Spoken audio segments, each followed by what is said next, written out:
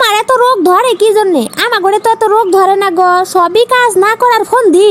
মাছ রান্ধো তাড়াতাড়ি। ঠিক আছে আম্মা, আমি মাছ রান্ধিতেছি। মা, ভাইয়া মনে হয় আইছে। আচ্ছা, তুই তাহলে দরজা খুলে দে, আমি বসে বসে কান্দি।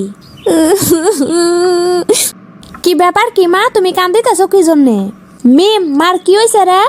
আমি কইতে পারবো না, তুমি মার কাছেই শোনো।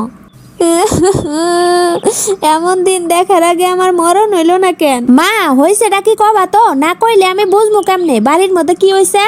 তোর বউ আমার চোখের সামনে মিমেরে ধরে মারছে। আমি নিষেধ করছি দেখে আমারে বাড়ি থেকে বাইর হয়ে যাইতে কইছে। মৌসুমী মিমেরে মারছে মানে কি জন্যে? তোর বউয়ের কাছে মিম মাছ ভুনা করে চাইছিল, মাছ তো ভুনা করে দেই নাই, মাছ ভুনা করে চাইছে দেখে উল্টা আরো মিমেরে ধরে মারছে। আমি বাইসে থাকতেই তোর বউ আমার চোখের সামনে আমার মাইয়ারে ধরে মারে। আমি মরে গেলে না জানি কি হইব। মৌসুমী মিমের গায়ে হাত তুলছে, আজকে মৌসুমীর খবর আছে, দাঁড়াও।